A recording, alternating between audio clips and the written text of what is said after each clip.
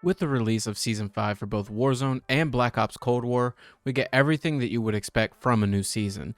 New cosmetics and weapons to chase in the Battle Pass, 2 all-new weapons, a brand new operator to add to the long list of playable characters in the game, new points of interest in Verdansk, and much, much more.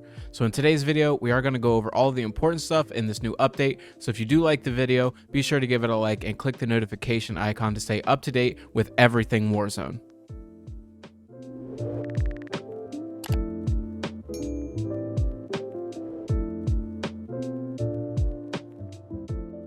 If you guys do enjoy the video, at any point, be sure to check out the action live over on my Twitch, where I stream Monday, Tuesday, Thursday, and Friday from 7 p.m. Central to about 11 p.m.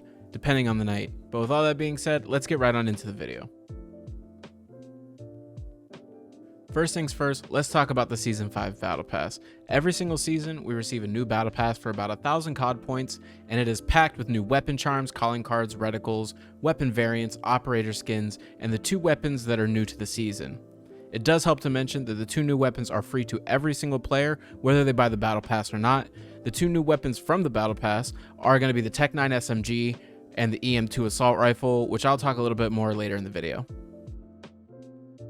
As with every new season, there are 2 new points of interest in Verdansk.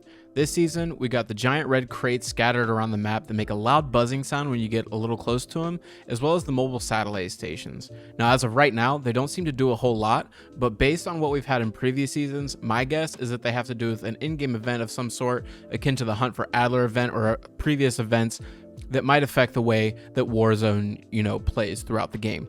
Kind of like the containment zones when we had the zombie outbreak in Verdansk. I'm assuming that that's going to be what it has to do with, but we'll have to wait and see until Activision or Raven decide to drop the new event.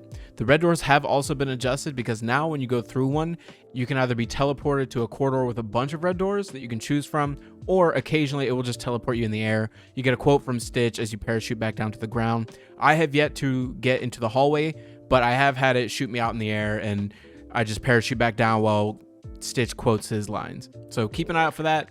Hopefully the red doors will be adjusted further to give them a little bit more functionality and a little bit more spice, I guess, to the game.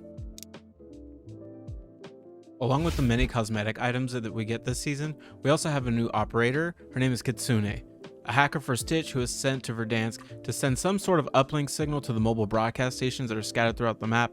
There's really not a whole lot to say about that. It's the same old Battle Pass, tier 100, get the ultra variant of her, character skins.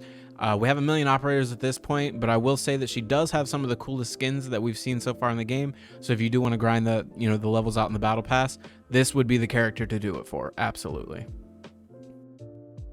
We get 2 new weapons this season, the first one being the Tech 9 SMG, a single fire submachine gun at base that has attachments that do allow it to be a burst or a full auto.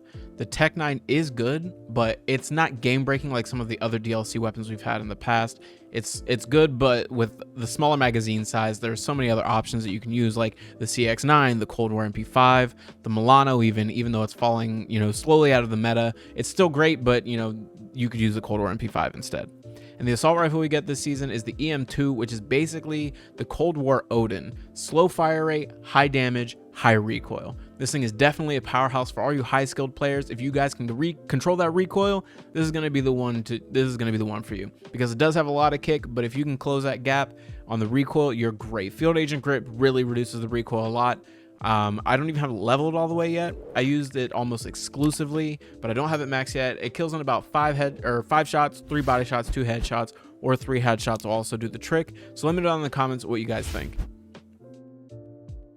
Lastly, I did want to touch on a tweet that was sent out by Raven Software on the 11th of August regarding another ban wave that they had in game, and I quote, "Today, we banned over 50,000 accounts in Warzone. More importantly, we are listening, hard at work behind the scenes. We will have more info for you soon."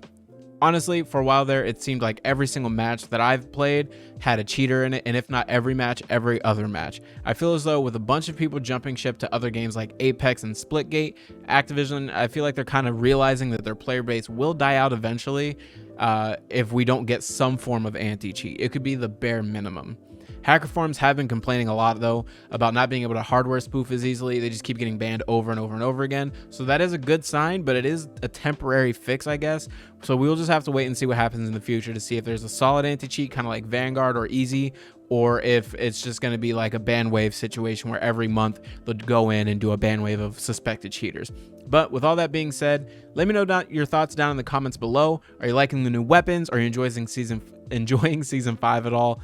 How do you think Activision should handle cheaters going forward? Me personally, I think we should just get a solid anti-cheat, whether they team up with another, dev to get an anti-cheat or something like that. It would be nice. Sound off in the comments down below. I'll catch you guys in the next one. Have a good night. Peace.